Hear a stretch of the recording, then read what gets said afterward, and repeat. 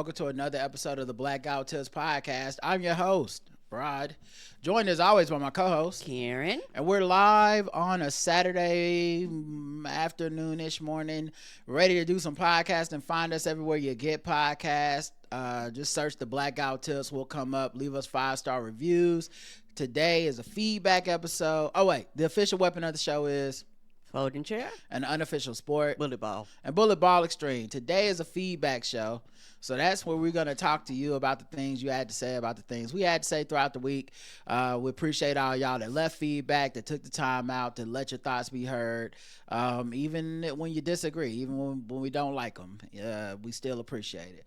And of course, this is where we're going to talk about the people that voted in polls, left comments on the website, left comments on our YouTube, left voicemails, emails, all of that stuff. We're going to get to it because you guys deserve to be heard. And we appreciate that y'all are, still listening and still rocking with us even after like all this time. But the first people we always shout out are the people that give us money. That's right. They just go to our website, theblackouttips.com. They look on the right-hand side. They have an iPhone. They turn it sideways. And it says, hey, you want to support the show? You can do it in recurring amounts. You can do it one time. Any amount, we give everyone a shout out.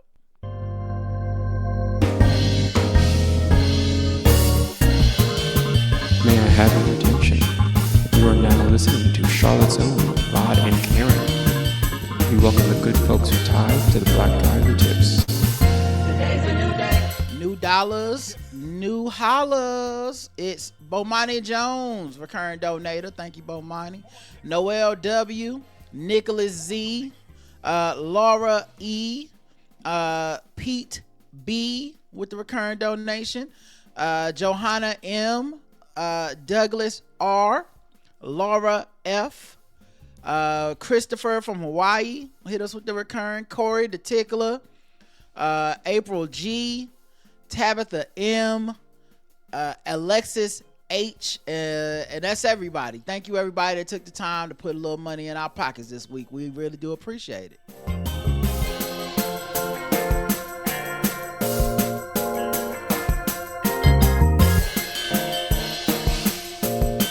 Time to head to the strip club with them ones. We got one, speaking of ones, one new 5-star review. It's called Old May, season, and it's Tony Capshin who says, 5 stars, we definitely euthanized. That's a funny play on words because it's youth, youth, instead of euthanize, like where you kill somebody or whatever. Mm-hmm. We euthanize old Aunt May. With that, bring Tomei to me any day for the wisdom, of course. Yeah, exactly. Everybody want to fuck Marissa Tomei. It's not that, it's not just that about the age that I'm talking about. It's about our conception of age. But I think someone wrote in about that, so I'm sure we'll get to that at some point. Episode 30. Oh wait, now let's go to the website. Episode 3051. Not everybody's flavor. We'll talk about the website. We'll talk about YouTube comments and all of that stuff that you guys left us because that's what we do. Yes, sir. We got 3 comments on the feedback episode. Everybody's flavor. Classic R&B lover came in first. Aw, shit now. Beat Appia by about 4 hours by saying, I have traded seats with someone, because that was a poll. Because I asked, the poll was, have you ever traded seats with someone on a plane?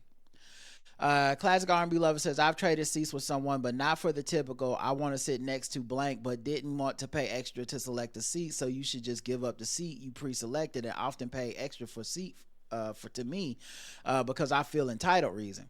It was literally the same seat in what was a better row. They purchased their tickets on different dates and obviously could not get the person in the better seat to switch, so I lucked out. Okay, yeah. I wasn't trying to say y'all was being entitled. I was just wondering.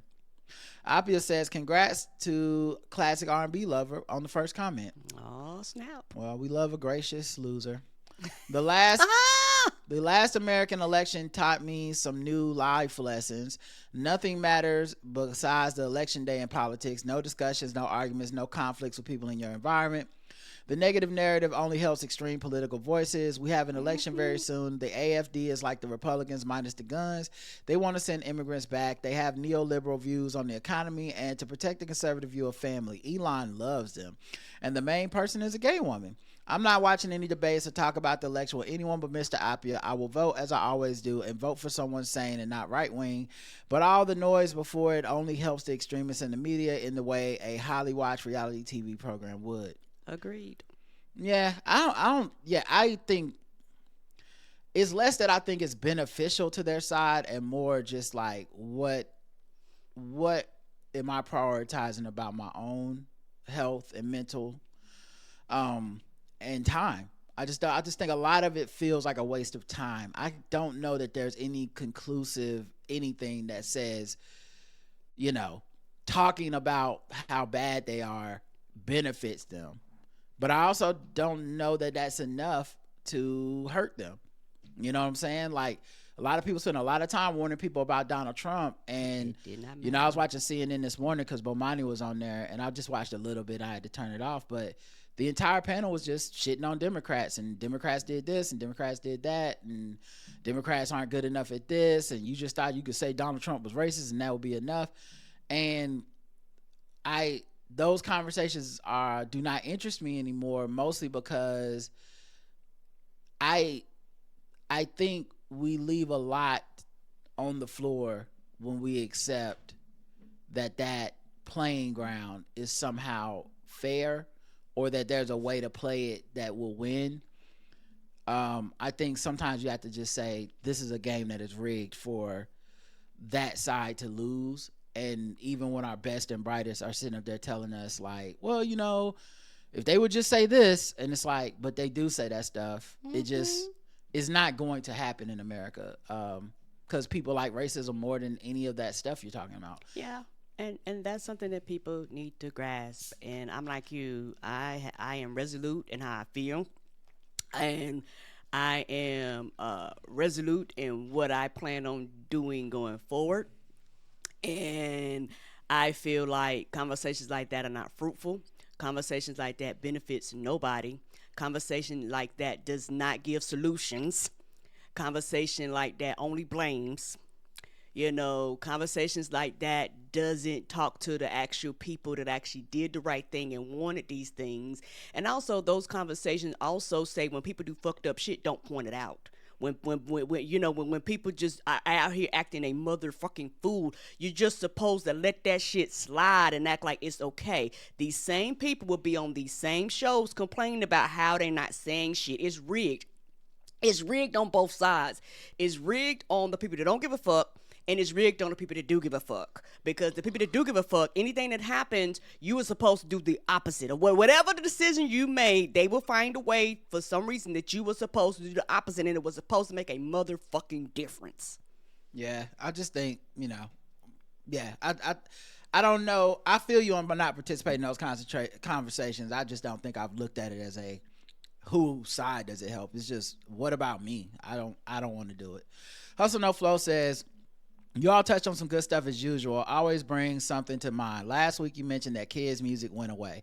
I think that those songs went away with actual radio versions of songs. Now they just mute cuss words instead of coming up with clever radio replacements. And honestly, some of the old radio versions were better, catchier than when you finally heard the raw version to me. Similarly with kids, instead of making songs written for kids, they just make Kids Bop's versions of regular pop songs, but even worse, they do it all under the Kids Bop brand, so none of those kids really gets to be their own group. Oh, that's a good point. I didn't even think about that. I didn't realize. I mean, Kids Bop was around for a long time, but I guess if once you take away artists that are designed to cater to kids, right? Then all that's left is Kids Bop's, which is essentially just sanitizing and taking away the ownership of the art from the people that made it, because now you gotta have a little white boy singing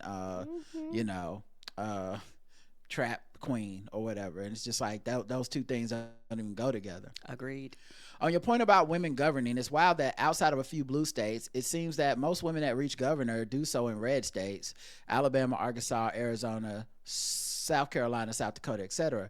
And none of these are particularly impressive as leaders, but they toe the line and repeat the talking points like no other. Sadly, I don't know if we'll end up with one of those as president before we get a Democrat. Yeah. Oh, you mean, yeah, I don't know. With misogyny, I can't call it. I mean, I think one of the things that aids those conservative women is that they don't seem ambitious enough to want to be president. Agreed. And so there doesn't really seem to be a grassroots conservative movement designed to like cut them off at the kneecaps and be like, we see you as a threat to the presidency, so we're going to make sure you won't be president. And the one time that we saw a woman in the conservative woman really try to get close to that president was Tulsi. Was it Tulsi Gabbard? No, it was Nimrata. From South Carolina, Nikki Haley. And when you look at her, she never had a shot. Never. She's running against a guy that's, misogynistic, a convicted sexual assaulter, and she never had a shot in hell. He won her state. So I don't even know if we'll get a conservative lady before we get anything. I think if we get, I don't know what'll happen, but I feel like what would be, we were closer to having a woman president than we were to a conservative woman president. We were closer to having a Democratic woman president than a conservative one in America, because Kamala Harris lost by like 1.something% of the vote. It is what it is, man. Like, that's close. That's not the blowout that Republicans and the media kind of wants you to feel like it was. Right. Even that conversation that I saw today, it was this very like resolute kind of like, well, the Democrats fucked up so bad and they're so out of power and they can't do anything, or they refuse to do anything. They need to change their complete strategy. I was like, they lost by 1.something%. I don't know what to tell you, dog. That's the country we live in. Like, right. This is not even a referendum on them, if we're being honest. Like, the only way it's a referendum is you feel like they should have won in a landslide every single time. And I think the history of America says that's not going to ever happen, and it's never possible for Democrats to just win in a landslide, period. Neither party wins in a landslide, really. Like, only a couple times in our history have we really had a true landslide victory. Like an ass whooping, goddamn. Yeah. And this was not that, regardless of how they want to make you feel. We're still in this thing, and you still have to fight. And honestly, I hate to sound so cynical, but no one has said anything that's changed my mind. It's just going to have to be some suffering. A lot of people just need to fucking suffer. There's going to have to be some needless death. There's going to be some needless suffering. Job loss. Yeah, money loss, job loss, taxes, everything. We're going to all have to deal with it, because no one will be exempt. Just because you vote Democrat, you won't be exempt. You may be a little more exempt because you live in a city that's a stronghold. But in general, America's going to have to get so fucked up that some people are going to go, I can't just... Owning the libs was not worth this. And right. I don't know when you get to that point. I 100% agreed, and it's also one of those things where a lot of Democrats live in the bubbles, and the bubbles are our side, and they don't really pay attention to the other side, and some of them don't really even pay attention to what the fuck their side does. And it's one of these things where a lot of Democrats feel like they have the answers and the politicians don't know what the fuck they're doing, but yet you don't want the job of the politicians. You just want to fucking complain about how the politicians are not doing their jobs, and then they put out shit telling you what they're doing pinpoint, but yet all I hear you complain about is what they're not doing and how they're not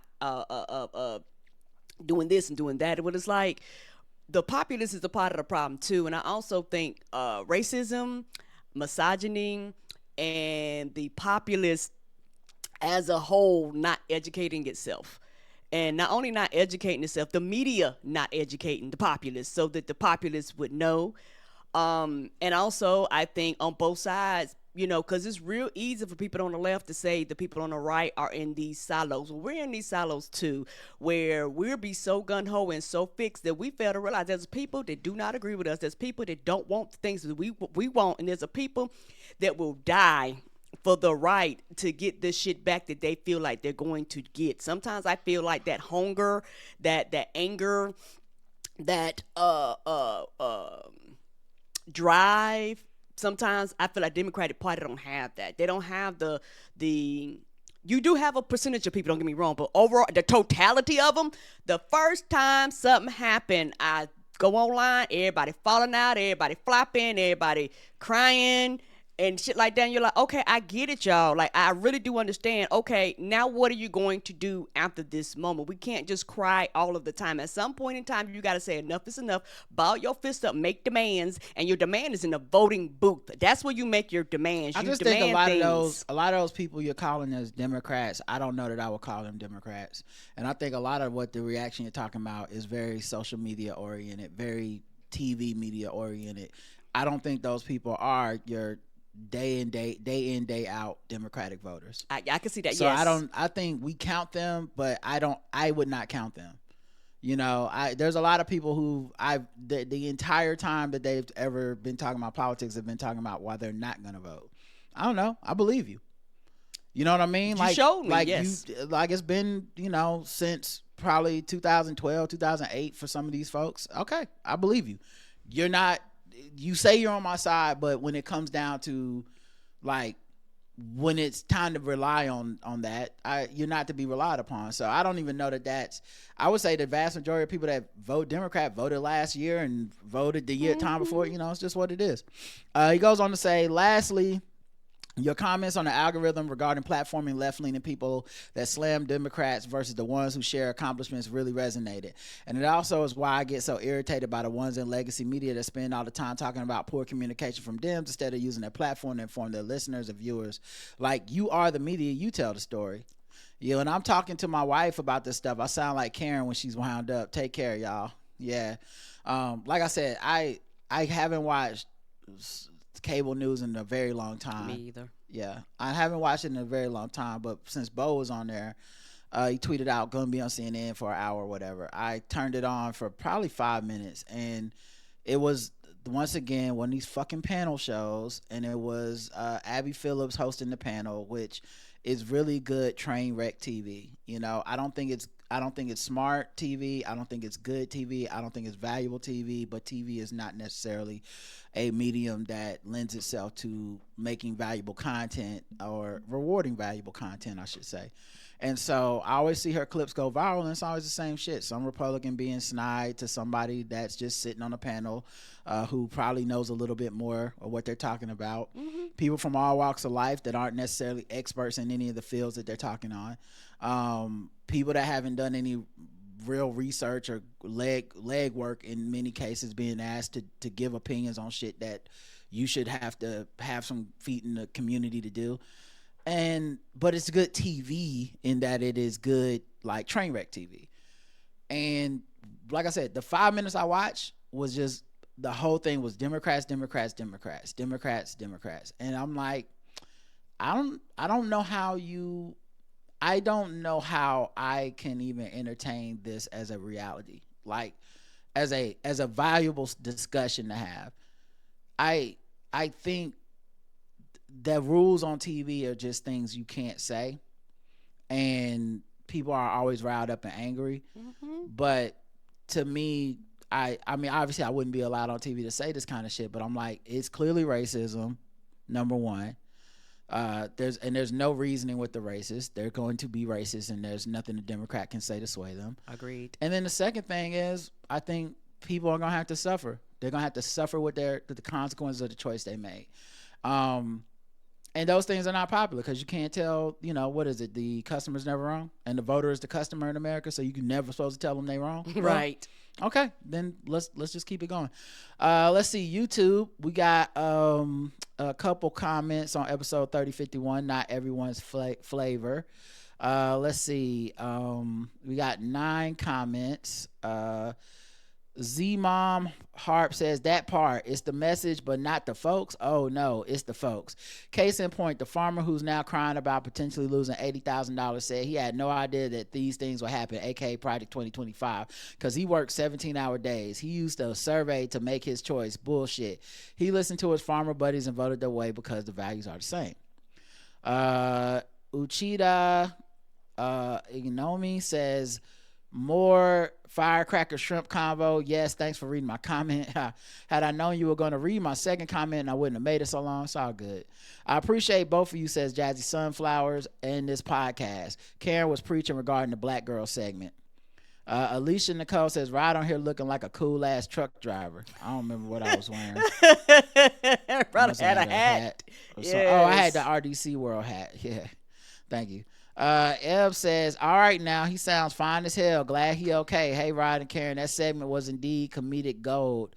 It was at the 207 mark. Keep doing what you're doing. Appreciate it. Be safe out there.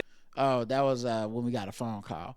And then Nina wrote in, and I read this on the pregame, and I wasn't undecided if I would read it on the main feed, but fuck it. I commented about Karen, but I can't recall if it was on YouTube or the Apple Podcast. I don't remember seeing Karen, so I doubt that this is the comment you guys are discussing was mine. Yeah, because another person left a comment that was talking about Karen, and I went to his YouTube page, and it seemed like he was a kind of weirdo loser, and I just said, basically like, shut the fuck up. But she decided to volunteer herself as tribute to like somehow also talk shit about Karen or to piggyback on it, even though we clearly did not talk about this woman or whoever she is. I don't remember her. She says, I did want to apologize if my comment was hurtful. Remember that sentence, guys, because she's going to go on to say some more shit. But I feel like that would have been enough. If your apology is real and your comment was hurtful, I think you can end it right there. Like, my bad. Do your show. You've been doing it 15 years. You seem pretty successful. It must be working out for you. You make a living off of it. But no, she had more to say. I doubt I would talk about her looks. You don't even remember what you said. Why are you writing this? However, I found Rod from the Karen Hunter show. I learned you, like myself, from NC and went to FSU. We went to Fayetteville State. That's our alma mater. Mm-hmm. I do know a good amount of Monroe's. First of all, our last name is Morrow, so it's Morrow's. I don't know if you know us or not. I try to tune in every Friday to hear your opinion with Karen Hunter on Foolishness Friday. I'm not a follower of the Blackout Tips. Well, that's a red flag. However, I want to support you on your wife's platform. This is not a good way to support. I'm just going to say right now, the things you're about to say, I would say not very supportive. Rather, the comment was mine. This reply, if it is mine or not, your wife's commentary typically agrees with whatever you say and does not add to the dialogue, in parentheses, my opinion.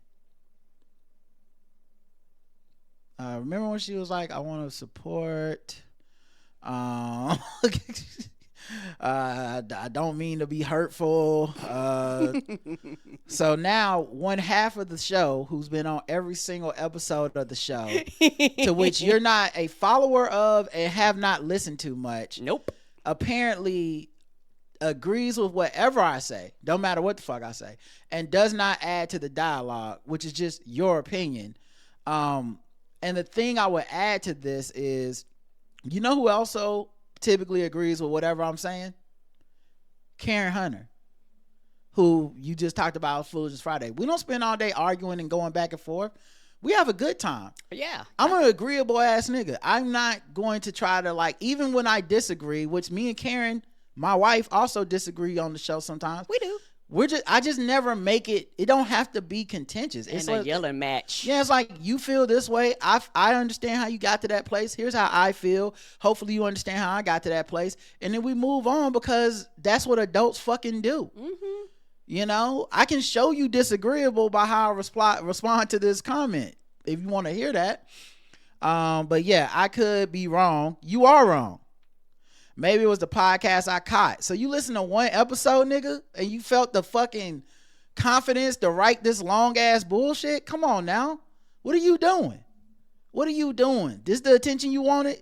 Because you know who else wouldn't play with you writing up here about their show on some half-cocked mess, some uninformed bullshit? Karen Hunter. Ooh, she would eat you alive. Live on the air. Wouldn't think twice about it. She would have cussed your ass out and hung up on you by now. Get the fuck out of here. Yeah, she would be like, get off my phone line. Just uninformed opinions. Why don't you listen for a while and then come back with an informed opinion? Please remember that I'm a newcomer and hope to support you guys. This ain't support, and we don't need support like this. We're doing fine. We ain't begging. We're fine. We have our listener base. We've been doing this shit 15 years. We doing our live show next Friday. Plenty of people coming out to support. We make a living off of this. I promise you, we'll be okay without this type of support. I'm sorry if my opinion was hurtful. You don't seem sorry. My YouTube page is weird, but mostly because my 10-year-old occasionally does whatever he wants on it. Keep in mind, I don't know this woman. None of us know this woman. No one was talking about her comment from any time before. What is wrong with her?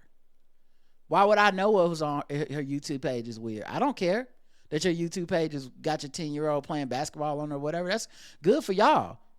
I'm not gonna leave no 3-paragraph long ass comment talking bad about your kid or whatever like you would do, weirdo. I'm not gonna be like, I'm looking at your son and his jump shot is not that good.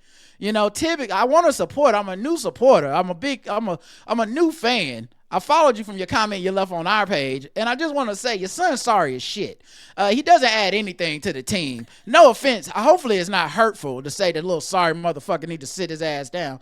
Come on now. What are we doing?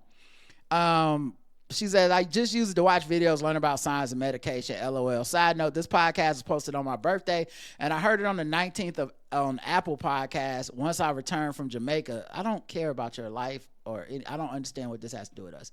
I was like, that is a coincidence. Someone agreed with my comment about Karen Monroe, once again saying the name wrong, or that my comment was replied to on my birthday. Ma'am, we don't know you. No one replied to your comment. Okay? You didn't need to write any of this. It's just dumb. You look dumb for writing in an uninformed opinion. That's it. And also, me and my wife might agree on a lot of shit. We're married and we do a podcast and we've done 3,050 episodes, nigga. We probably do agree on most things. I don't know who these disagreeable motherfuckers you know that's doing 3,000 of anything together. Anything. But I got a feeling that there's not very many of them and no one gives a fuck. So anyway, let's get to the poll. Have you ever traded seats with someone on a plane? Mm-mm. Yes or no? No, nobody ever asked. I've never done it either. But of course, you know, a lot of times I'm sitting in first class with this podcast money that we need newcomer support for because we'll never be able to Chad, and I'm not giving it up. But yeah, I was gonna say I know that affects a lot of it is if I'm sitting in that first class seat, there is no trade seats with me. Are you serious? Right. Plus I'm black, maybe they just be in like I'm not asking that black guy to switch seats. Right. That's when the racism helps. You never know. All right, we got to go to a break so that we can, of course, get some ad money because that is also how we make a part of our living. That's why we don't necessarily beg people that don't like the show or don't think my wife adds anything to the show as a co-host. I'm a non-adder. Yeah. Somebody that doesn't see the value in Karen, we don't have to beg them for money because our ads will do it. So listen to these ads, people.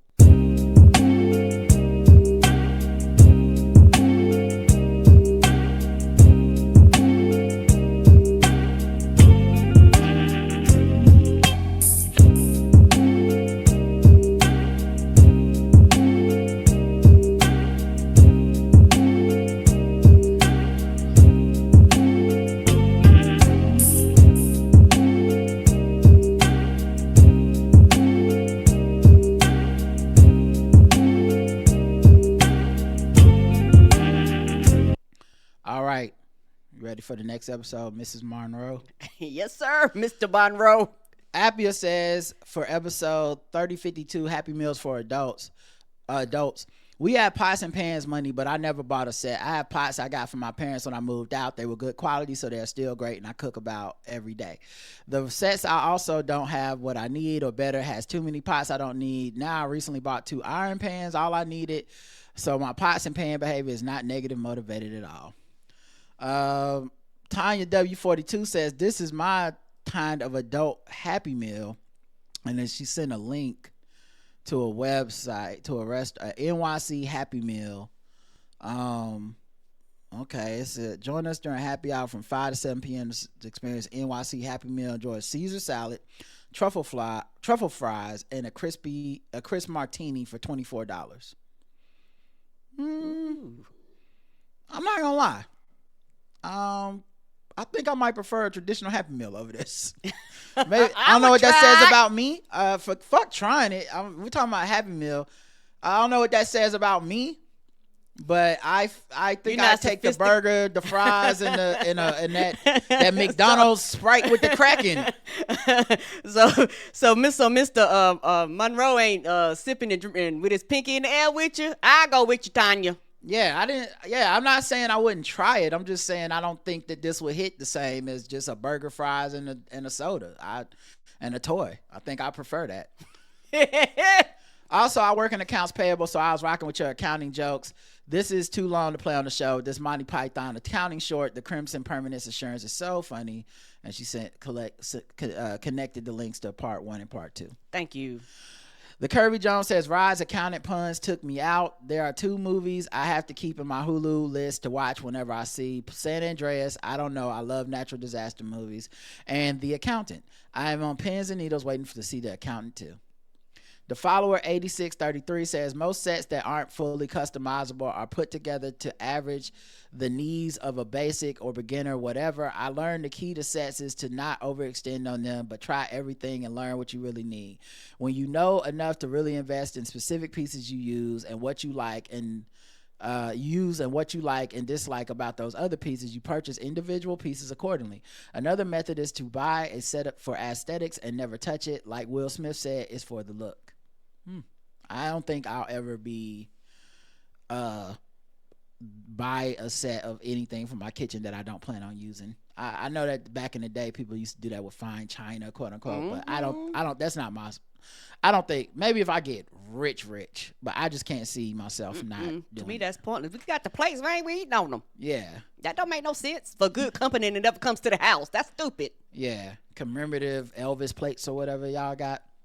Brooklyn Shoe Babe says, as your friendly neighborhood Brooklyn librarian, I want to thank you for sympathy regarding Eric Adams because he really is the worst. Also, if you follow the voting trends of the last 10 years, NYS has become a purple state. As a matter of fact, NYC is the only reason we're not a red state. Staten Island, one of the 5 boroughs and the home of NYC white flight, always goes red. The section of Brooklyn where I live shares a congressional district with Staten Island, so I live and work in a red area.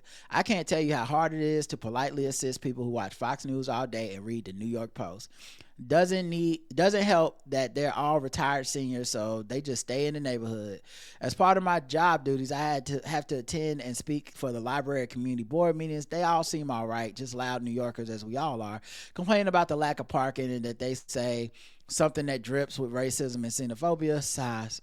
And then they say, okay, yeah. Sorry, do not mean to trauma dump. Appreciate you both. Keisha, Brooklyn Shoe Babe. P.S. I was listening to Karen Hunter and she mentioned Rod, and my 17-year-old got excited thinking Karen had a spinoff podcast. It was a cute moment. They rooting for your success. Thank you. That's the other Karen. Miss Mary Smile says Karen's infectious giggle and the visual of the baby struggling to get out of the chair at the baby basketball game was just the belly laugh I needed. Sorry to that baby. Sorry to that. That's what the funniest shit in the world to me. I do not know why. That shit tickled the hell out of me. EVE says Eric Adams is a Democrat in name only. The same thing came very close to happening in LA with the Democratic Party.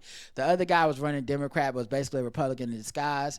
Yeah, I was listening to a podcast and I liked it at first, but then they started talking like their local LA politics, and I think it was called like I Hate Bill Maher or something like that, and I hate Bill Maher too, so I was like, let me check this out. But once they got to like politics in their local area of LA, they started basically like talking shit on Karen Bass. I think that's the mayor. And then talking about that Republican real estate guy being like he should have been the one to win, or he would have been a better candidate because. And I was just like, turn this shit off. Like that. Like I don't understand. I just don't understand the landscape of people that can be like, listen, despite everything, this Democrat is not perfect. Let's just go full Republican. Right. Like, but you know what's going to happen. Agreed, and you're going to be doing the same fucking podcast crying. I think that's a new Republican tactic to get Republicans to run under the Dem ticket and then switch or at least run their office with conservative rules. I hope his coon ass is voted out this year. He's so fucking corrupt. Me too, and I don't even live there. Yes.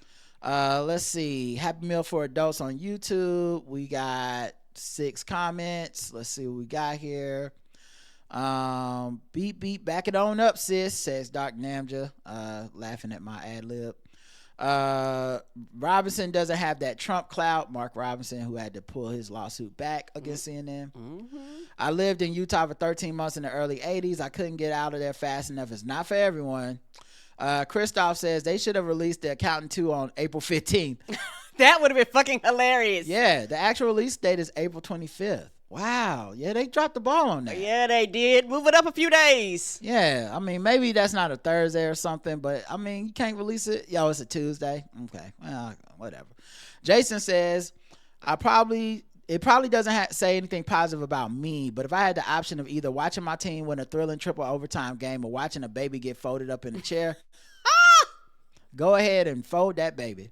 Wrap that baby up. Some moments are forever. My empathy may not survive the next few years. It's hard for me to look at Nancy Mace as the one who introduced the transgender bathroom bill in Congress just to embarrass the new House member and then extend any grace to her. I'm pretty certain there was not a single good person involved in that incident. Not her, not her husband, not her husband's friends. I hope justice is served, but my cape shall remain in the closet on this one. Agreed. Reminds me of a t-shirt we have, which is like, before you put on that cape, don't forget the clown nose, because... like, I'm not putting on no cape from Nancy Mace. I don't give a fuck what she said. You know, if that shit was true, that's unfortunate. But, ma'am, you are a person that your policies are against women of all types, and then you want to carve out some sympathy just for you and then fuck everybody else. I'm not here and for you want to it. tell us that we need to support the rapist in chief? I don't think so. Right. Do you buy your pots and pans individually was the poll. Mostly individual, mostly in sets. Yes or no? Mostly individual. 58%. Yeah, like I said, and I've thought about the set thing, but when you start looking at them prices and shit like that, and you're like, if I'm gonna spend this money, I want some shit that lasts. I don't want no shit that peels. Like, and then like I think Abby, one of them was saying like, and then there's gonna be a bunch of pots and shit that you don't use or don't know how to use, don't know Who's what to Abby? do with. Oh, Abby, I don't know what to do with, so I got all these pots. Who is Abby? No, I said Appia. Oh, Appia. Okay. Yeah, but she was talking about the pot sets. How? Okay. Yeah. No, you said Abby. I'm sorry. Yeah, I got it. When you buy the pot, when you buy the set, half of the shit in there you don't use. Right. So to me, it's a complete waste. And we talked about before, people don't cook as much and shit like that, so people don't have the use for the 45-piece pot set. Yeah, I agree. And mostly in sets, 42%. It's a lot closer than you think. 50. So basically like 60-40. Yeah, and I wonder how many people got sets that were kind of passed down from generation to generation, because older sets were actually better quality made. Well, the poll was, do you buy? Not Okay, do you okay, have. okay. So, all right, let's go to the next one. 3053, Old Aunt May. We got 6 comments on this one. Ronan Raphael says, summary of my voicemails. A vast majority of the give leadership to youth call only applies to men that people like. Folks rarely ever apply the rule to women. A lot of young leaders around the world in Africa are not bad. They are woeful. All they have to use to cover their tracks is say, France this or that. And we absolve them of responsibility. After their death and their victims who survived start talking, who admits that we were wrong? Great episode as always. I should return back to scam things. Good luck with the scams. Oh, sorry. Sean says, Your Aunt May discussion got me thinking about how a lot of the shows, the CW, DC shows come to mind, and how there's a general move away from powerless side characters. Autonomy means different things to different people, and being able to be empowered as who you are rather than being empowered in a similar way to the main character seems lost. Yes, there are far too many characters, especially women. They're just to be saved or iceboxed in shows and movies. But what needs to be done is to have those stories fleshed out rather than eliminate that aspect of stories. Yeah, one thing I always liked about Superman movies and TV shows is that they don't give Lois powers. Lois is just as compelling a story, a character, and just as compelling a protagonist, because she doesn't have powers, and her like bravery of like, I'm going to investigate the dangerous person. Yes, I'm going to ask the questions. Yeah, to people I'm seeking the truth regardless of the consequences. Yeah, right. And you know, often that's why she needs Superman, and Superman ends up being drawn to her, is because she's so brave. She don't have power. She does need saving, but Superman appreciates and sees a kindred spirit in someone who does the right thing, because the thing that Superman is supposed to really be is not just a set of powers. You know, it's what I think Zack Snyder missed about Superman. Mm-hmm. He's not just a Super Saiyan. There's a set of values that he has that he doesn't turn his back on, no matter how hard it is. It's what I think is dope about Sam Wilson as Captain America, even though I do think there's misgivings and criticisms of the movie that are valid, but as a character, the thing everyone misses, and I know, you know, whether it's jokes or serious, or where they're just like, he ain't got no power, son. It's like, that's the point. That's not the principles of that character are the what makes that character a hero. Having powers is just having powers. Right. Like, technically the suit and all that shit basically powers. He got the same powers as Iron Man. Like, no one says Tony Stark ain't got no powers. They're like, no, the fucking suit is the powers. In this case, his suit is the power, but the core, what makes Tony Stark a hero or makes Sam Wilson a hero, is a set of values. And I think a set of values can be applied to side characters who don't even have origin stories with powers and abilities. But yeah, it does seem like people put less stock in that lately. He says, I also agree that the need for a range of ages in the body politic. That being said, I think that our older representatives should have the wisdom of age. A lot of politicians, especially on the right, are nepo babies who've gotten old but never wise because they have been playing the game of life on easy mode with all the cheat codes. Yeah, that last part I think isn't needed, because we're talking about fictional characters and stories. And I was talking about Aunt May, who clearly would be a protagonist. And we also addressed it in the show where I said wisdom. I specifically brought that up as an attribute for older characters that essentially matters to me and matters to the story. So I think we all agree on that last part. So I don't even think you need to say that being said. I think that's included in our original thoughts. Yeah, I don't think any of us is advocating for, like, can you put some, like, nepo baby assholes, old people, so Peter can save them too? I mean, we have those characters too. They're typically bad guys or whatever. Abia says, I never understood the thought that the young generation would be completely different and better. Having a younger generation isn't anything new. All terrible people have been young once or are still young. Yep. Sean says, listen a second time, and great episode from old Aunt May to Uncle Tom Holland. Ha! That's hilarious. Hustle No Flow says, hey, on the topic of younger Aunt May, I may be missing a part of your point. You mentioned the age range 35 to 40 in your comments, but Melissa Tomei is 60. Actually, I brought up Melissa Tomei specifically, and I brought up that she was a certain age. So I don't know that you missed my point as much as you must have missed that comment. Because, in this case, I really thought about this a long time before we went on the air with it. This is a random thought that I had, 4 or 5 days ago, and just kept saying, I'll wait till we have time to talk about it.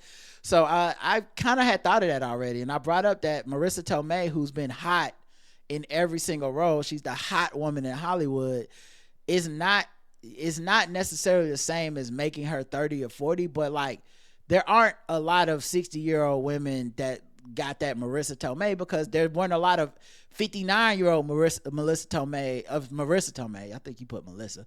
But yeah, there's not a lot of periods, Marissa Tomei's period at any age. So that's not the point that I'm trying to make is that it's not simply just the age. It's they had to hot her up to make her a valuable character, to make her interesting to us, because a frail old lady who does need saving, whose only real attribute on the screen is kind of being a representative of the moral makeup of Spider-Man and Peter, and a character that he values, and also a person who is his representative of his guilt and survivor's guilt and all that stuff. Like, that's not sexy to people, and it's not as fun to people, but it was really crucial and needed. And I think as a commentary on society now more than ever, it's needed.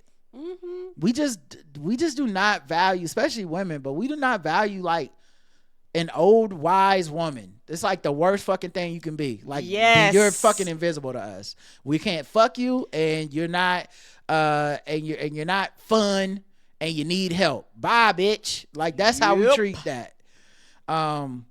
Anyway, he says she's around the age the Golden Girls were, and older than Wilford Brimley and the crew were in Cocoon. You did mention that she is of a certain age. Well, that's what the fuck I meant. I wonder if that doesn't tie differently into your commentary about the importance of Aunt May needs for Peter and how he lets her down when he's not around. I find that as we have shifted from older gender and age roles in society, my friends that are women in their mid-50s are far more handy around the house, more independent, and more financially established. Do you think there is part of the shift of the art that is not just about erasing the elderly, but that is reflecting the elders' middle age are presenting differently in society now? I don't typically think that they're just like, we need an Aunt May that represents older people now. I really think they made her that way on purpose to serve a narrative point. I don't think she ever was supposed to be a true representative of like people around that age and the stuff that they deal with. I don't think from inception, I think her story was always functioned around what it means to Peter, not what it means to the audience. Maybe that shifted over time. Maybe this is how people give agency. Also, when you tell a story for 100 years, you're going to switch it up. Like, yeah, every writer that comes in wants to do a different version of the character. I more find it interesting that it's been so long since we've had old Aunt May. Because we've told the story of Spider-Man a lot. Yes, we have. We've told the story of Spider-Man a lot in a bunch of different mediums over the last few years, and very few of them have said, like, what if she's, like, older? I think the Spider-Man video game from Sony, where, spoiler alert, something happens to Aunt May at the end, which made me cry, they nailed it. You know, like they nailed like the idea of your Aunt May needs you, and you dedicating your mission to this, your life to this mission, a mission that is essentially an eternal anti-crime mission that you will never solve. Mm-hmm. I think that mattered a lot. So I think that was kind of like a big thing for that character. I'm trying to look up pictures to see she was this Aunt May. I'll pull up pictures of her. She was a little bit older, and it wasn't like hot, sexy Aunt May. Now I'm not saying,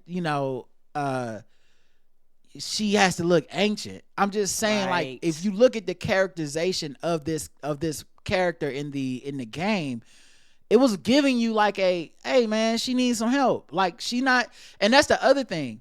When she's older, everything you say about like a Marissa Tomei character or these younger embodiments of her can still happen. Right. It's actually a bigger, more interesting aspect of the story when an older Aunt May is self-reliant. When she's out there getting her life on and socializing and stuff, that's a little bit different, because now that requires Peter to look at her differently in a way he wouldn't have. So when he's like, oh, you're dating again? Because I've been Spider-Man so long, I haven't even been fucking paying attention to my aunt who's a widow, and just because she's like 70 doesn't mean she can't date. That's a more of a swerve. When she doesn't need his help, when he's stressed about something, and he gets back to the crib and is taken care of, and he feels guilty that it's been taken care of, but also kind of impressed that Aunt May was like, I don't need you in that way. I actually think it hits harder when she hits him with the like, I don't need you hovering over me. Right. When she's an older character, whereas if she looks or feels young and sexy and happening, it just don't. It's like, well, of course she don't need your ass. You're just a weirdo, like hovering around ass kid. Like, move on with your life, nigga. As opposed to like, oh, I see why you thought that she would, but no, she's fine. You know. Anyway, he says, but if you're talking specific to the representation in the comics versus on screen, I haven't been in the books in over a decade, so apologies if I'm way off the mark. I don't know if you're way off the mark. I think I just considered your point when I came up with my original point. And I'm, once again, we've seen that version of Aunt May a lot lately. Mm-hmm. A lot. It's just kind of weird because I think it does say something societally about our fear of aging, our fear of death, and what makes a woman valuable. And right now, it's if you can't fuck them, are they even really that valuable to you? If they're Agreed. not if you sexual, can't control them. Yeah, like if they need any level of fucking help, like how valuable is that person really? And I think that's a real thing too. Right, and what's so funny is like that quote unquote only goes one way, like because men get older too. And, nobody ever talks about their needs and the things, that happen to them and their transition into getting older. Everybody, like, when you're a man, you're supposed to, quote unquote, supposed to have it all together. And society doesn't have the same reflection and look at them the same when it comes to aging. Because we are going to age, but they don't look at it the same. Because, like you said, we can have leading men in fucking near 80 with a fucking 45-year-old. Tell me how that makes sense. Yeah, nah, that's true. Yeah, we have roles for them. Eva E says, I see your point about Aunt May and how society doesn't value older women, but I also think that older people today look much longer. I brought this up, y'all. I thought about it. I think I'll keep reading, but I this is not to me enough to sway the point I'm making. Because I'm not just saying like, oh no, every 70-year-old is fucking hot now. No, you went and got Marissa Tomei because she's hot. Right. Period. You didn't just go, let's get a 60-year-old. You went, let's get a 60-year-old that looks 50 and we all want to still fuck her. That does matter. Mm-hmm. But also I think older people today look much younger than they did back then because we have access to more plastic surgery and skincare, exercise, style in the sun. I mean, I hear you. I just don't think that comes up with the character of Aunt May. Like, it's not like, oh, you know why the new Aunt May looks so good? Is because she be out here doing plastic surgery and skincare exercises. That's not it. I think people take better care of themselves, so I think it could be a little bit both the devaluation of older women and the evolution of older ladies. Look at Beyonce's mom, Miss Tina. She nearly 70 and still has it going on. Yeah, but I feel like we're cherry picking. We can, like, everybody we're picking, there were people like that in the 60s and 70s too. That we was like, oh yeah, she's old, but she look good. Mm-hmm. Like we're cherry picking, so we select what confirms our biases, which is Angela Bassett, a woman who was fine at every fucking stage of her life, and being like, she's still fine in her 60s. Yeah, yes, she's gonna be fine when she dies. That's kind of the thing, like that. But there were other women like that too before this. That's more of the outlier. Aunt May was supposed to be more of a representative of your everyday person. And the reason I really think this sex thing is important is because every other woman in a Spider-Man comic is a fucking sex queen. Yes, they are. Black Cat, Mary Jane, even Betty Brant. Like, all these other characters are there to be sexed up. Yes, so that's the whole purpose. This is not revolutionary to be like, and also the 60-year-old woman is also a person you want to fuck. That's not... That to me is just kind of like we are admitting that no, what makes these other characters valuable is that they're sex appeal, and we can only see value in a woman if she's sexy. Mm-hmm. But yeah, anyway, Angela Bassett's still in her 60s. Granted, those are black women, and we are like for age like fine wine. But I have plenty of older white baddies in Hollywood like Demi Moore. I can see her playing Aunt May. I think that's just doing the same thing we've been doing. I think that's just lending itself to my point. I wouldn't have Elon Musty baby even if he paid millions. He's gross and looked like he snuck on Earth. Crazy that he still looks like that after having extensive work done. Not only does his personality suck, his face makes me want to vomit. All right, and let's see. YouTube, we got 7 comments on this one. All right, let's see what they say. Peter Hegseth, the axe thrower. We use volcano bows regular here in the ROK, says Doc Namja. Karen's right. If the target audience for the new Spider-Man show is very young, then there's no issue.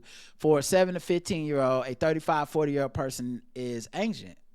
And I was like, first of all, that's one show.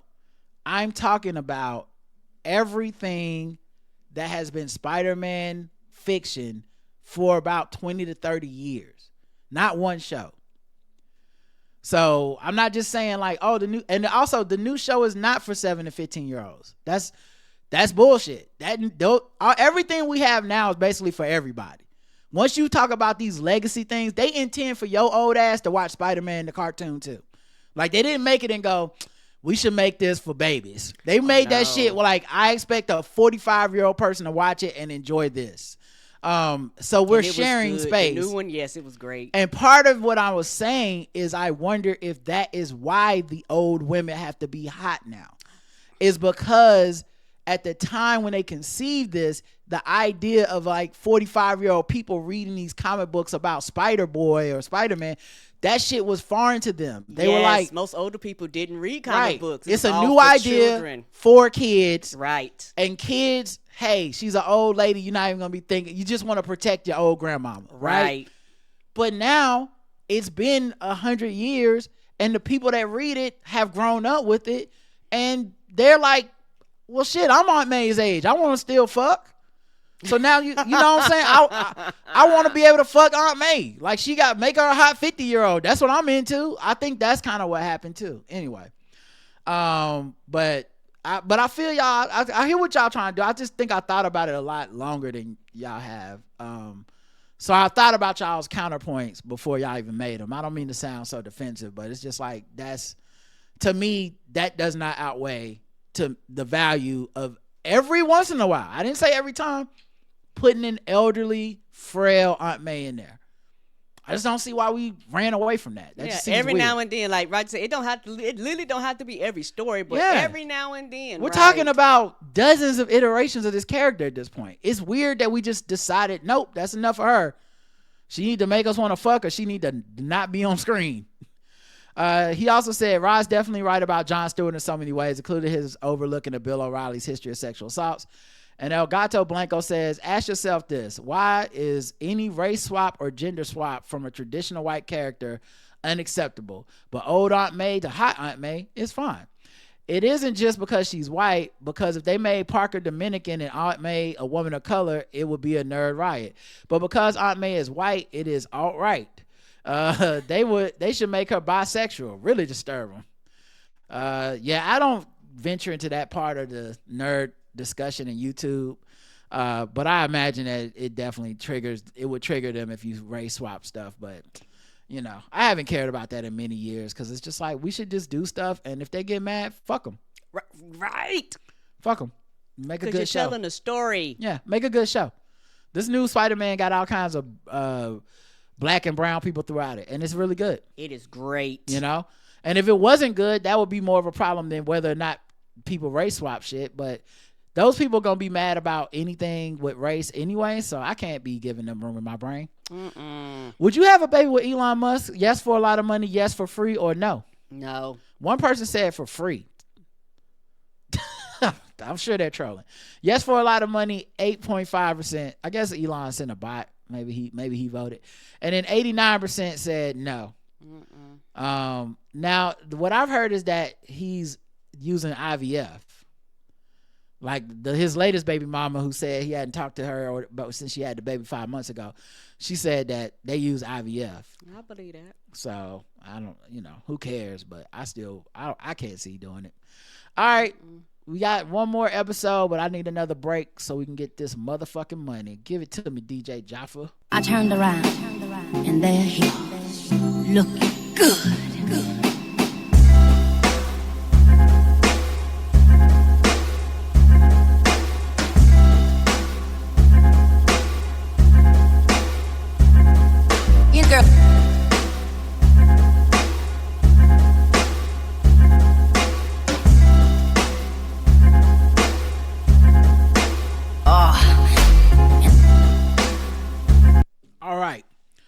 Last episode, 3054, talking about politics until we get mad. We got 5 comments. We sure did. Abia says, I have no idea about consumer farmer ads because it's forbidden here. Funny thing, the law that forbids it is a terrible word itself. Hil Mittel word Beget says, Almost being her language. the law about advertising in medical matters. Yes, one word. Damn. When someone is accused of sexual abuse, it is best not to comment at all when it's your friend. It means nothing that he was nice to you. A murderer doesn't murder everyone he meets. In fact, even the worst of them kill only a minority of all the people they meet in their life. Agreed. EV says, I was mad at the first stories. Anything political these days makes my blood pressure rise. Mad after the first stories because we talk politics. Stephen A has some pretty wild tales, but this one definitely isn't it. Or wild takes, I guess. Michael says the politics segment does make me mad about the news because the news is infuriating, but I really appreciate getting to hear your sane, educated takes and about what's going on in this country. After hearing you mention the show, I listened to the audiobook of The Cruelty Is the Point and it gave a lot of context to the current moment. That's Roderick's jam. Which was, if not exactly comforting, at least grounding and affirming the truth that the open racism and bigotry that Trump embodies isn't anything new to American politics. I also love the idea of cutting out the politics segment when either or both of you get too mad.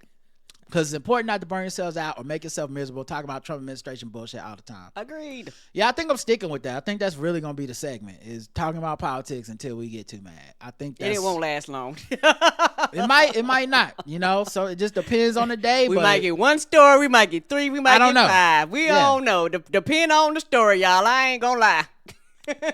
Hustle No Flow says, if soap operas were named for the soap commercials that ran back then why hasn't any TV show been named for the drug ads by now? Great point. Yeah, we should have drug operas.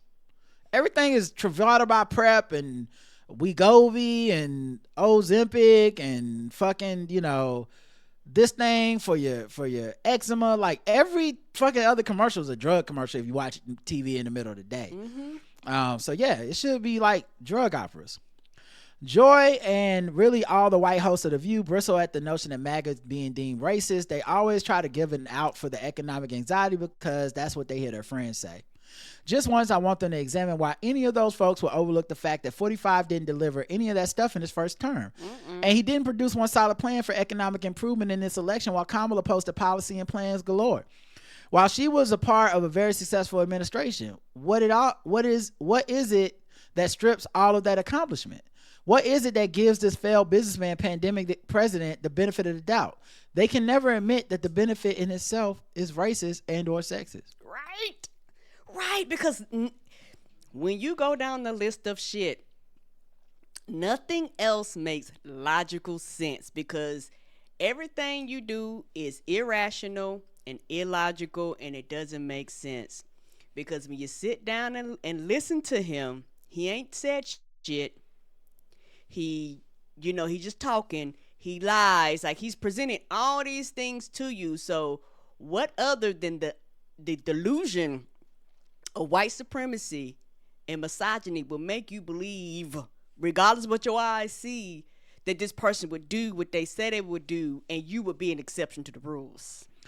Let's see. YouTube, we got 23 comments. What the hell were we talking about? What? Oh, first of all, Dark Namja left like 20 of the 23 comments, and they're all just like one sentence long. Put in the paragraph, baby. What's happening here? I'll just skip these because I'll go to the other people's comments. That's way too much. Nita says, my issue with Trump and Elon is all these planes crashing. I need to fly in the summer and I'm leery. Victoria says, sorry, officer, I'm not burdened with pants today. I've divested from undergarments and acquiesced to lasciviousness. She also said, ooh, turgid beef. TPJ Morgan says, Karen, thank you for screaming about Elon. I want to scream too. But Karen brings nothing to the show. She just, I bring nothing to the show. Stephen A. needs to go somewhere and sit down. Last week he was running for POTUS, says Kokwe. Thomas says, I'm wondering where all the people are that had something to say about Gaza and Ukraine. Now that they're going to steamroll these people, why are they not in the streets? Agreed. Yeah, I know. And I've seen the bots online that are like, they are on the streets. They just y'all just ain't seeing them no more. You ain't got to lie, Craig. Yeah. If y'all say so. Anyway, good luck. You. I don't see y'all protesting. Y'all not showing up at his rallies and press conferences and yelling and shit. And I'm not even mocking you for that. I feel more sad because I'm like, this is what was going to happen. I saw Ta-Nehisi Coates was just recently talking about it, and he was like, if the Democrats can't stand up for genocide, how are they going to stand up for democracy? And I'm like, I don't know, but they're not going to be able to stand now with no legs. So agreed. What do the Republicans stand for, and what are you going to do with them in charge other than complain about the Democrats? Because it don't seem like none of this shit is helping. No, it's none not. of this is the solution you're talking about it being. None of it. Right. So, okay, we are not mitigating harm, and we're not fucking avoiding harm, and we're not standing up to stop harm. We're just complaining about it. Okay. Right. I can do that too then. Okay. Shit, I guess I'm a hero. All I got is complaints now too. All right. Yeah, I do too. And it's also one of those things when you sit back and look, and there are white people in collective that actually voted and was like, hey, this is some bullshit. They're out here marching and protesting. And for the first time ever, white people gonna see how niggas feel when it comes to this protesting. No, they ain't gonna bring out the dogs, they ain't gonna whip your ass, but you know they're gonna do? Ignore the fuck out of you like they do us. They're gonna be like, your protesting don't mean a motherfucking thing, and we're still gonna do what we had planned on doing anyway, despite your goddamn protesting. Shit like this should have been beforehand. Shit like this should have been talking to your fellow whites and telling them, let's do something while we have the power. The next comment is just a brother that left a ranch recipe for me.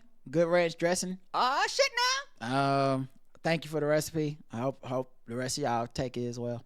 Ramsey Dunn says, I'm still playing catch up on these episodes. Congrats on being featured in the Queen City Nerve. You both are so deserving. Thank you. It should be online Monday.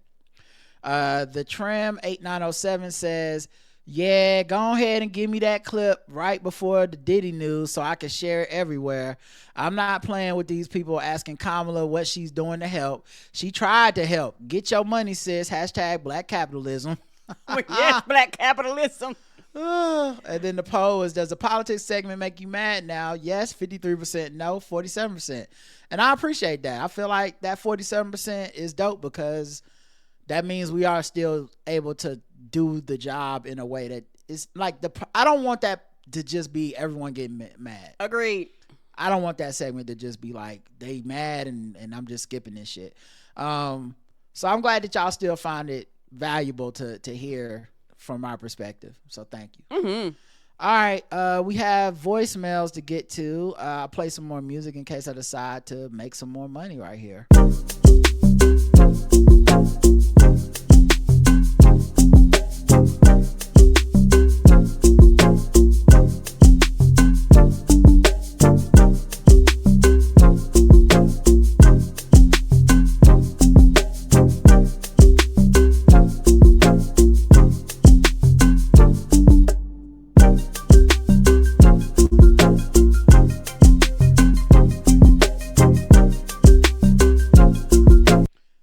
We got a couple voicemails here.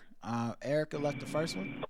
Hey, Rod and Karen, it's Erica. I cannot wait for the 28th. I'm getting my Teepublic gear ordered so I can have it in time. Anyway, I appreciate the commentary about the pots and pans.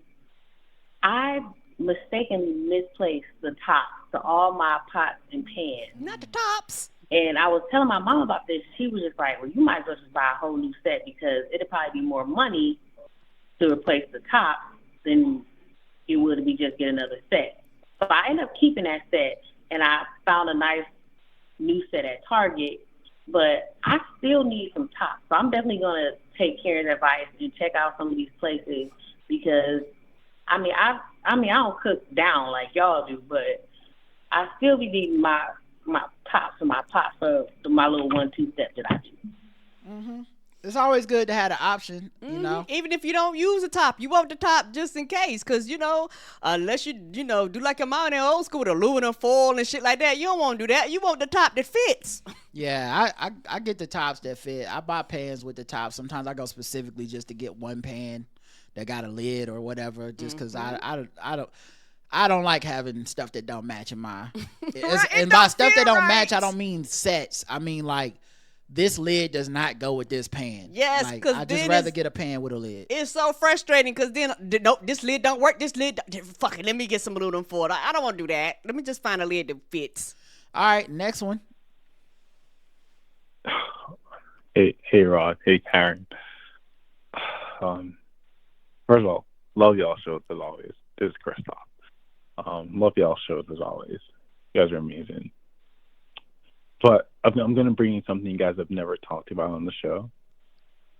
I don't think, to the best of my knowledge. This is heavy, so here it comes. Tyler Perry makes high-class Lifetime movies and series. I say that because I'm rewatching, I think it's the Beauty and the Black, like the ones with the strippers. Yeah, for a second time, and I'm just like, now that I know the backstory, because I've watched it, the first episode makes a lot of sense. Because when I watched it the first time, I was like, yo, what is going on? This is a crazy show. And then I watch it again, I'm like, oh, it's actually not so bad writing. You just have to watch it all the way through. Tyler Perry makes high class like that. Oh my god, I just wanted to say that, yeah. Let's y'all get back to it though. He really thought he had me thinking it was about to be something sad or serious, right? Yes. Or did I not understand that leading into it? It sounded like he was trying to set us up to be like, listen, I'm about to say something that's very sad y'all haven't talked about. I was like, what's happening? What's happening? Okay. I But, had to embrace myself. I haven't seen Beauty and Black, so Me I either. can't I speak haven't to seen that. it yet. But I do 100% agree. Tyler Perry makes elevated Lifetime movies for Black women. Yes, that's his targeted audience. He don't give a fuck about the rest of y'all. And I will still not understand the people that thinks his art is disrespectful to Black women. If I'm gonna be honest with you, I've heard all the arguments. We're just gonna have to agree to disagree because I've seen way too many Black women who have made platforms on being like domestic violence is real. These men be out here being abusive. They be trying to gaslight you. Right. Da da da da. And I'll be like, tell me that's not a Tyler Perry script every time. You know, I guess it's just because it's him. I don't know, because like the same people that went up for old girl that did that Who the Fuck Did I Marry 70-part series will be like, but Tyler Perry is the devil. I'm like, I don't know. Divorce in Black is basically the same thing she did, but just with actors. It's just shorter. We seen that one, yes. Anyway, I agree with you. He makes elevated Lifetime movies, and I saw the latest trailer, and it was a similar like thing where like she about to find out this man living in her house was up to some nonsense, some bullshit. I'm like, yep, that's how it be. Let's go. And the thing is, we are in an age now where there is so much shit to watch. Like, you know, you don't have to watch this Tyler Perry shit. And you know what?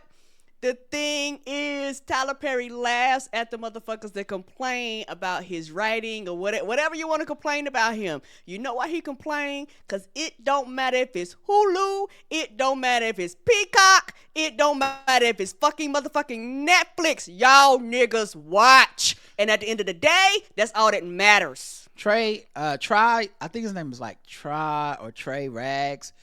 He is so funny, and I watched a YouTube video he had the other day about how every Tyler Perry movie goes. That shit was hilarious. And it's so perfect. This is really it's good. so funny.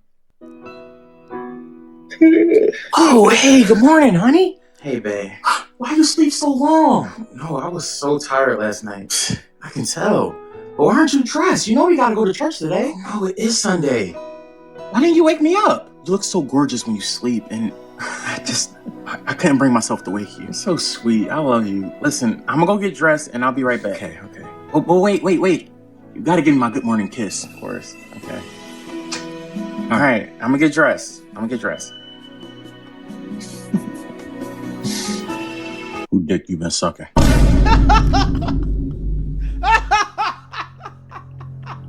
What?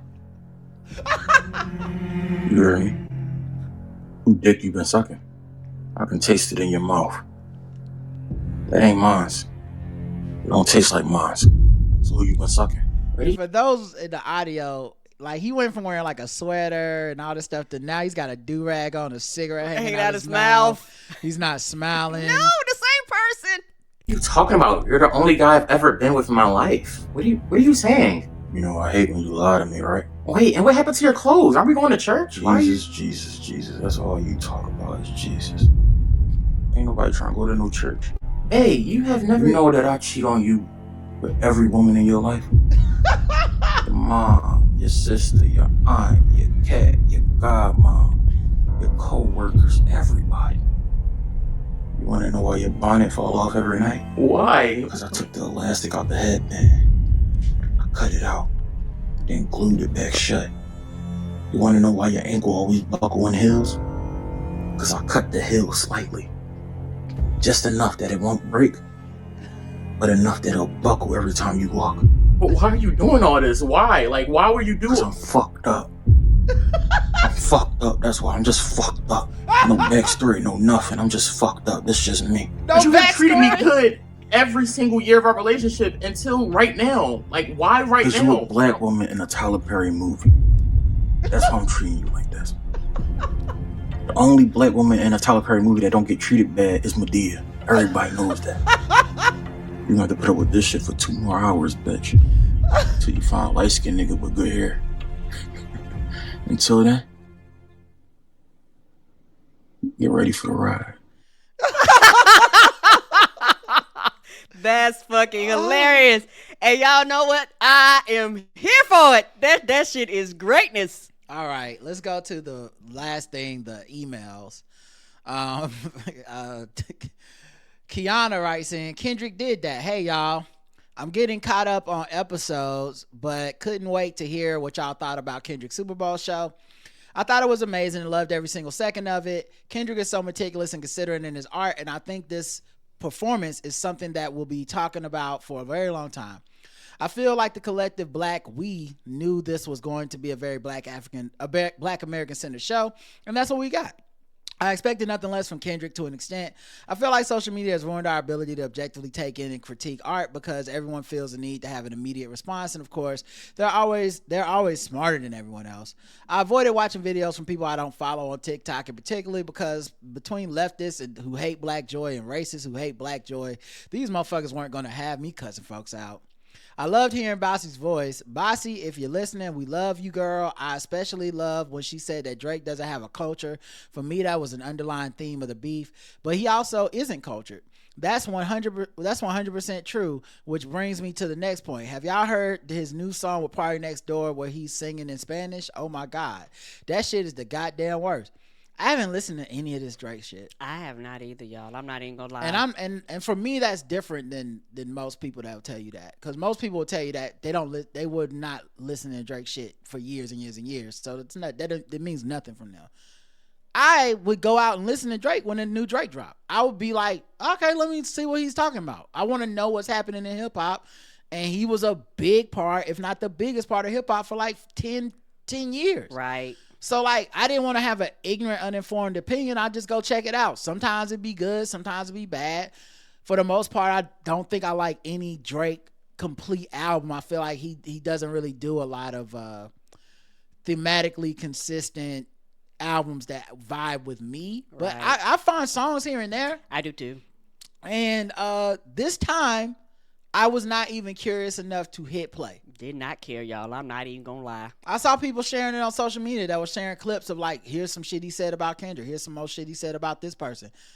I'm like, I'm not even interested to go hear him say it. Like, okay, too long, didn't read. Ain't that the truth? This already happened to you. Right. No. Right. I don't care. Tell you. Like, you lost, and there's nothing you're going to be able to say to fix that you lost. Agreed. This man has been fortunate enough to have a 15-year career with no personality, taste, or style of his own, and he couldn't leave well enough alone to pick the word fight with a nigga with a Pulitzer Prize.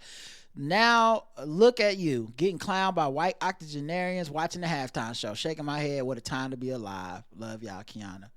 Yeah, and I know some of them been doing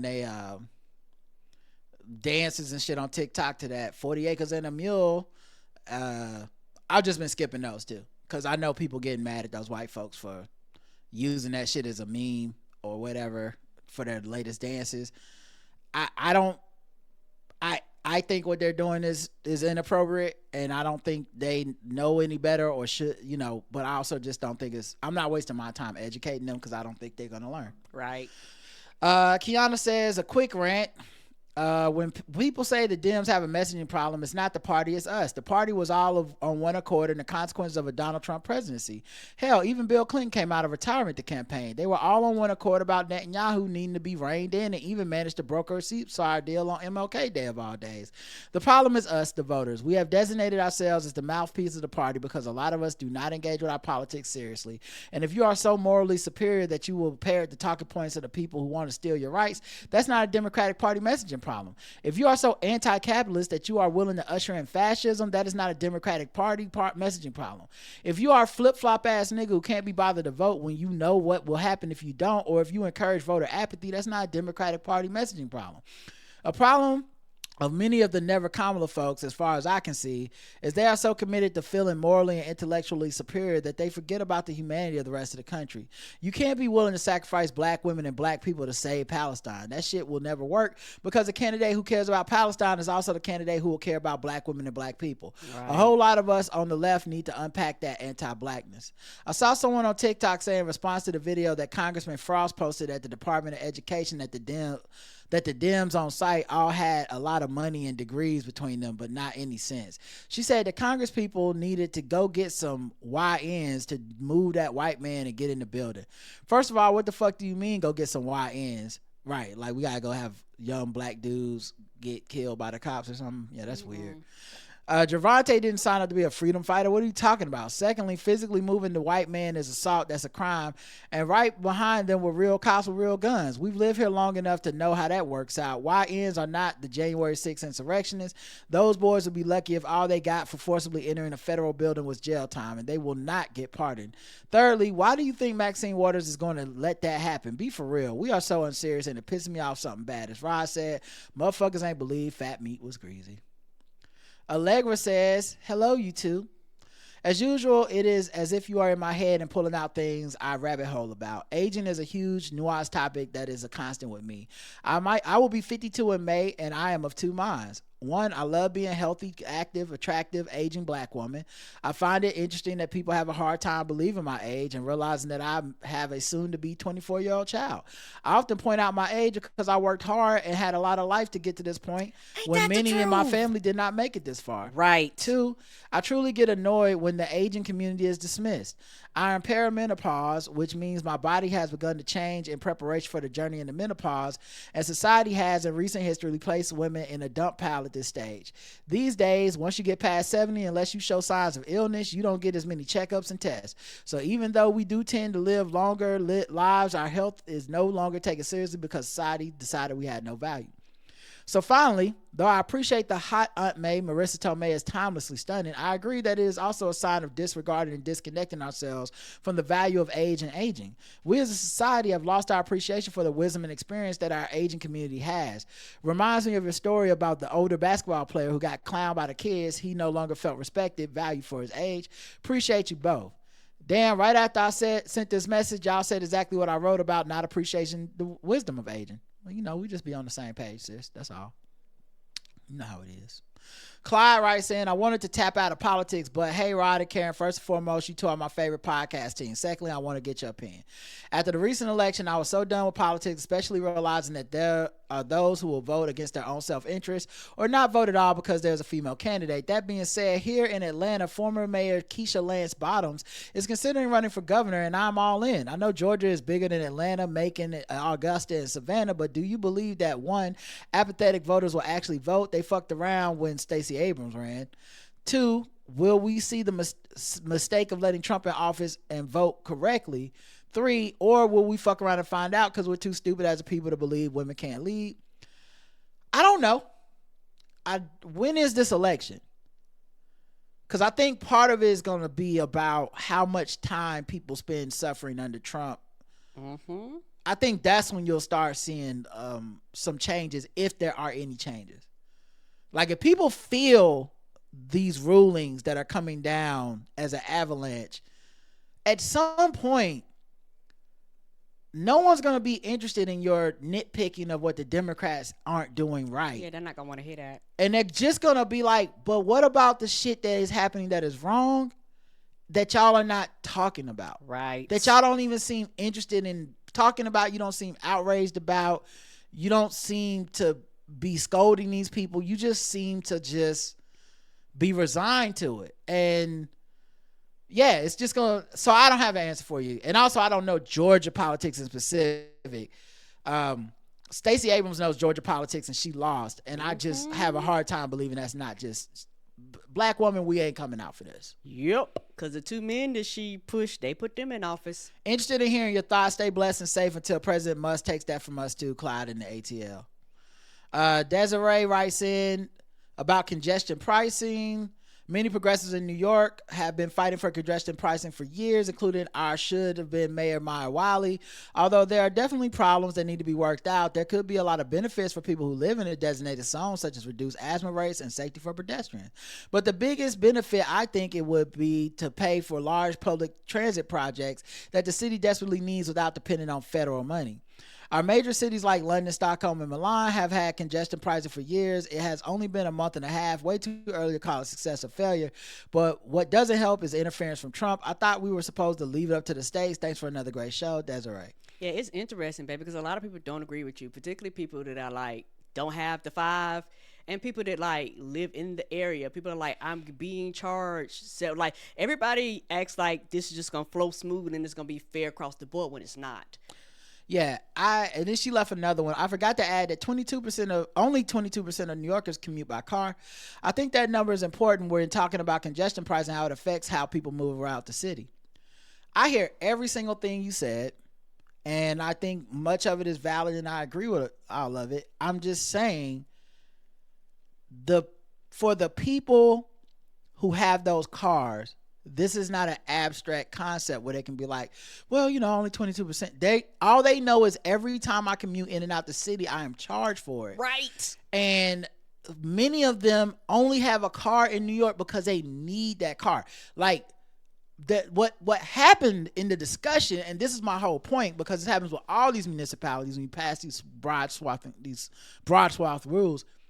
You paint with a broad brush and you start going, well, only rich people in New York have cars. They drive in and out of Manhattan because they're all fucking rich and got limos.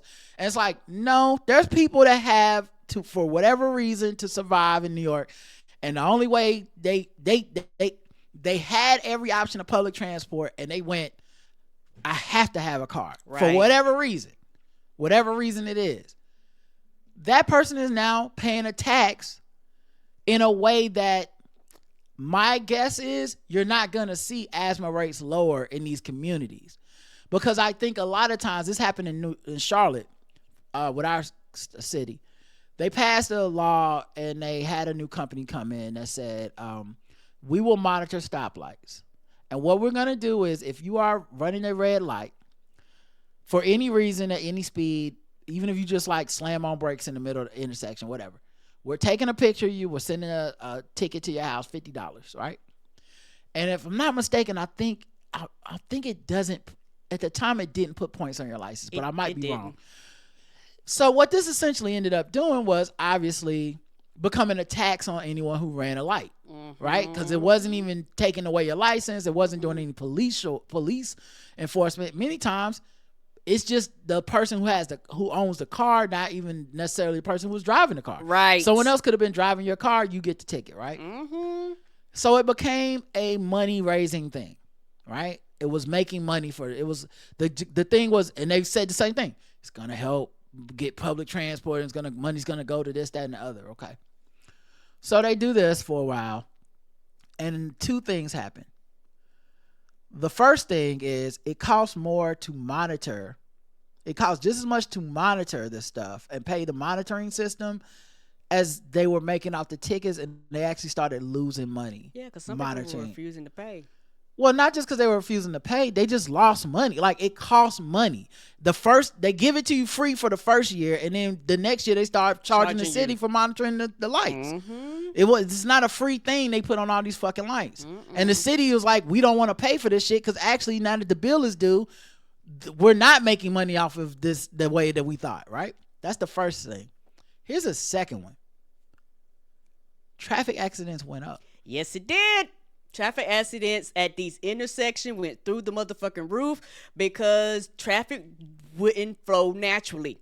You would have people that get in the middle of the fucking intersection that they probably would have went through the light, and the person behind them, they fucking slam on brakes. That person hit them. Now you got an accident in conjunction to now we got tickets on top of these accidents. And there's a natural flow to traffic, right? There's stuff like when you want to make a left and the light is yellow, but you go into the middle of the intersection, the last couple of cars stop going the other way, and then even though the light is technically red, you make that left before any other traffic moves. It happens every day in every city at every intersection. Right. It was doing stuff like that, making people paranoid so they're not going out in the intersection, or they're getting in the intersection freezing because they're scared. They're like, oh God, I'm gonna get caught. Or they're running the yellow light essentially and slamming into somebody else because they're like, oh God, I just don't want to get a $50 ticket. Right. So I'm not saying it's the same, but I'm saying many of these solutions just end up being taxes, and they're not really solutions. So my guess is, even if this is just a guess, we'll find out if it comes back and y'all do it for periods of time, and you can always make adjustments as you said. But my guess is you won't see commuter traffic go down in these areas from like say 20% to 10% or whatever. I think you're just gonna find those people need their cars, or they're rich enough to pay the fine, and so they just gonna get fined and they're gonna keep driving. But now at least the city gets some money out of it, minus whatever it costs to install it and monitor this program, which is not going to be the money that they sell it to you on. And I'm only saying that because I've seen it before. I hope I'm wrong. I hope you're right. Me too. But I just don't feel strongly enough to think, yes, they got to figure it out. And on top of that, because of the way, New York and the boroughs work, you have people traveling all over. So a lot of times you have teachers that are not in exceptions to these rules, government workers that are not in exceptions to these rules, like people that have to drive up, and like you said, it's a tax. People that have to drive, they don't have a choice. Yeah, that's what I said. Yeah. Like, if you have a car in New York, more than likely you've considered every alternative except having a car, because it's very inconvenient to have a car in New York. So it was going to end up being a tax on a certain type of person that had considered all this shit and goes, I guess I just gotta fucking pay this money every single time I come in and out the city. Like, yeah, anyway. Lastly, Jeff writes, Rod was right. Hi, Rod and Karen. I love you both. Haven't written in a long time, but thank you for all that you're doing. Keep doing. Just saw this article. Remember how you said this wasn't that smart? This dude wasn't as smart. Gonna be a book on it, and it's a book called author of upcoming Elon Musk biography says there is no evidence the billionaire has any intellectual achievements. Yep.